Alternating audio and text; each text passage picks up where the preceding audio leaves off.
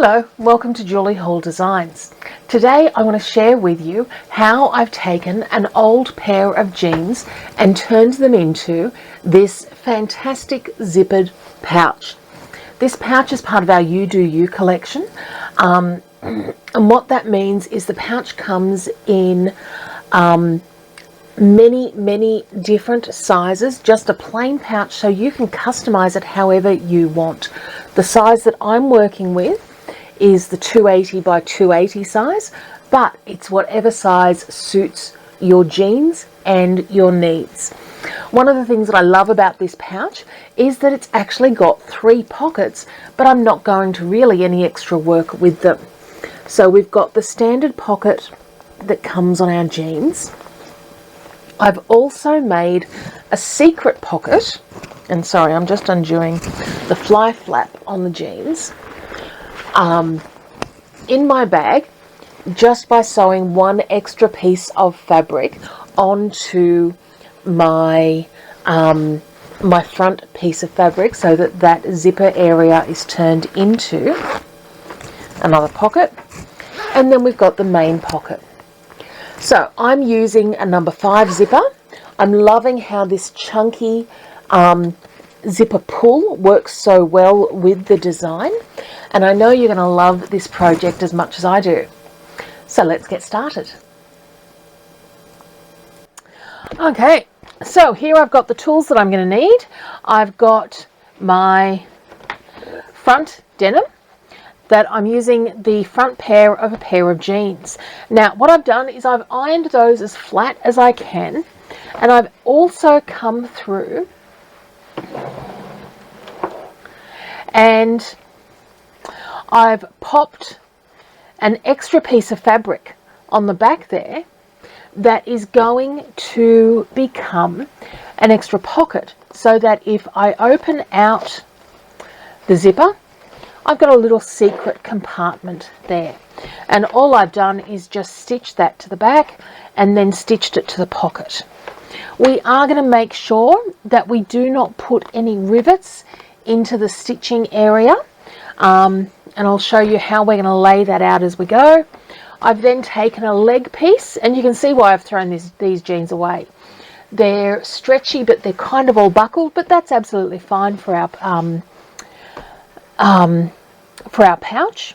And I'm using a leg piece with a nice seam as my centerpiece.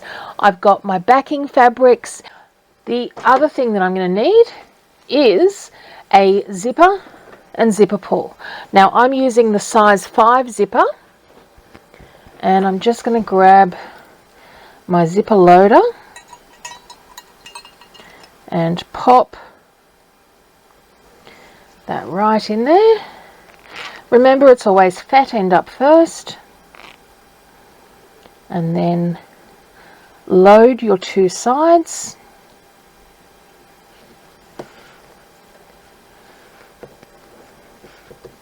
And you're ready to roll. Okay, I've got my hoop ready. I'm doing the 280 by 280 size. Now this is a new size, so there is of course an update which has been emailed out to you all.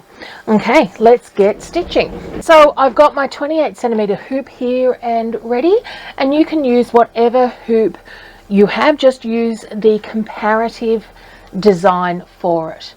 And I'm going to come through. So here I'm stitching colorway 1, which is going to show us where to place our zipper and the actual size of the project altogether. And once we've done that, I'm going to come through and I'm going to lay a zipper along that outline, and you'll see I cut my zipper about 2 centimeters longer, and I just want to make sure that that is out of the stitching area. The zipper pull, what I mean is out of the stitching area. And then we stitch colorway 2, which is going to hold down the top of that zipper tape.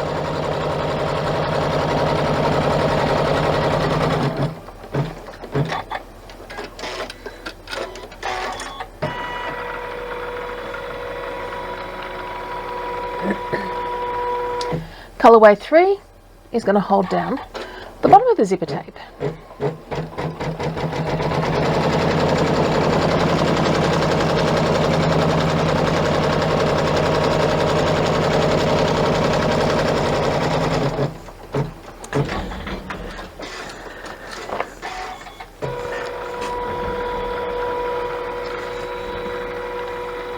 So here I have my denim, and I want to lay it as flat as I can. Again, we want to make sure that that particular rivet is on the outside of the denim, and you want to make sure that that pocket is as straight as it can be. And then I'm just going to return the hoop to where we're going to begin. And I'll come through. And what you'll see me doing here is a lot of stopping and starting as I get this into the best position.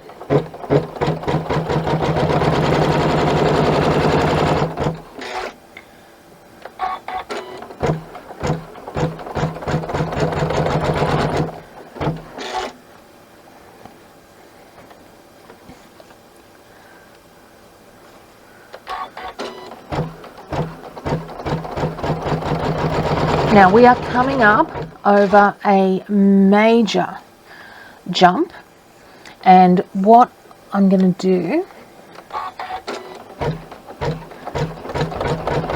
is, you'll see I've just done that stop and start so that it has the chance to change the presser foot height as we've gone through.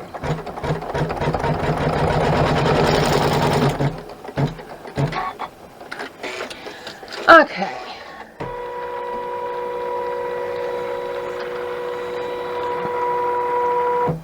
So first side done.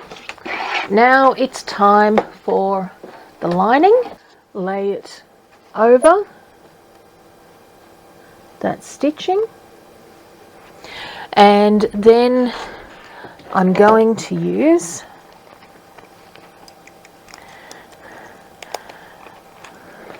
magnet pins to hold that down, and the magnets are actually underneath holding it down for us, but they are still outside of that area, so it's all perfect.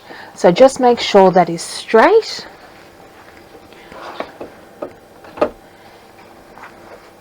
and then we return the hoop to the machine and stitch out colorway 5 to hold that lining down.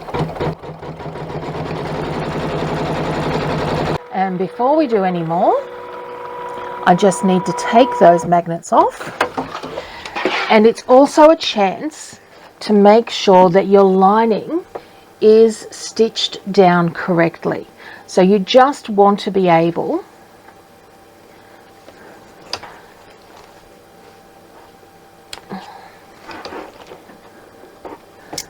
pop those to make sure that that stitching line is correct. And we've only got 2 more sets of stitching to go, so we are nearly done. And the next part that we are going to do is place the top on our fabric. So again, I'm just going to bring the hoop forward. And this is our last chance to make sure that everything is straight and as we want it. And we move the zipper pull into the middle, and I'm actually going to pop a little bit of painter's tape over that just to make sure that that remains held down. Then I've got my backing fabric, and I'm going to pull that over the space, make it as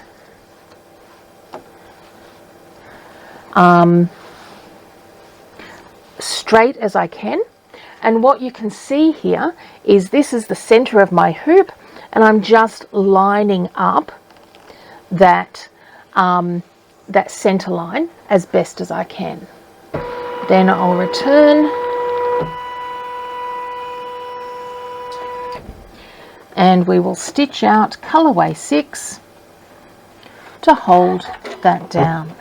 Now remember, this is a fair whack of fabric, so feel free to smooth, and I'm not worried about having a puckering or two in this fabric because jeans have curves, so I really don't mind if my fabrics have a curve or a pucker where the fabric is going.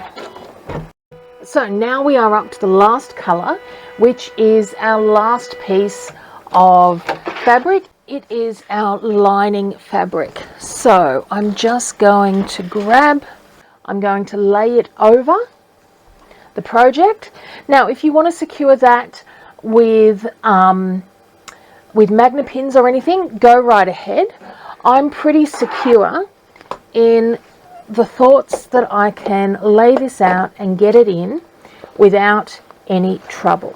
The last set of stitching is going to stitch all around, leaving a hole down the bottom there, and secure that back in fabric.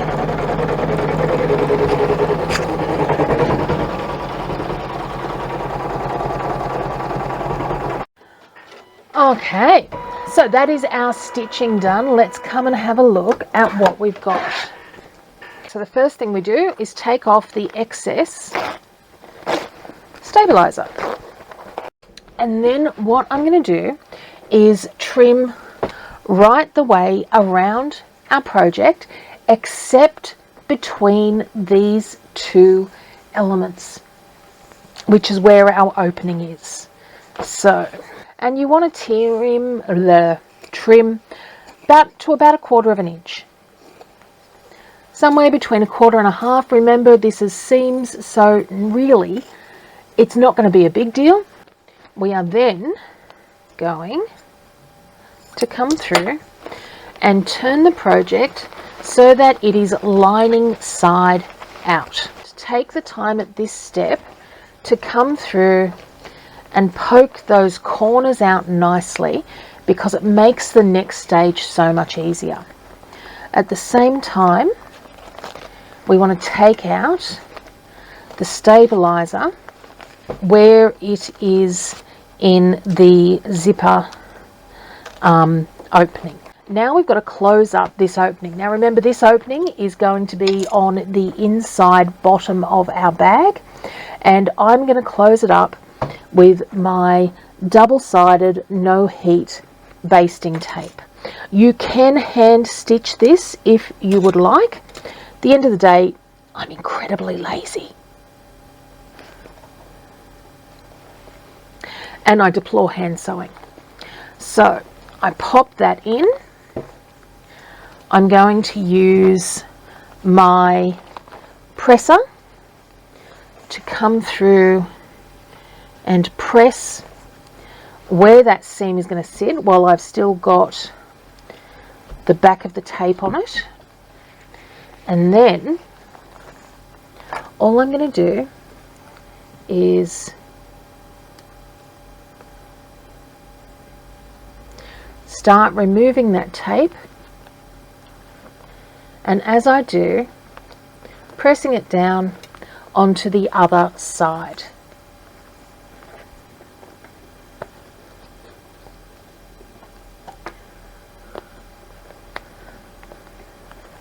Now, once I've done that, whilst it doesn't need heat, a little bit of heat often just gives it that extra bit of oomph for stickiness. Okay, now that that's done, I can come through and turn the bag right side out, and oh my god, I'm loving this.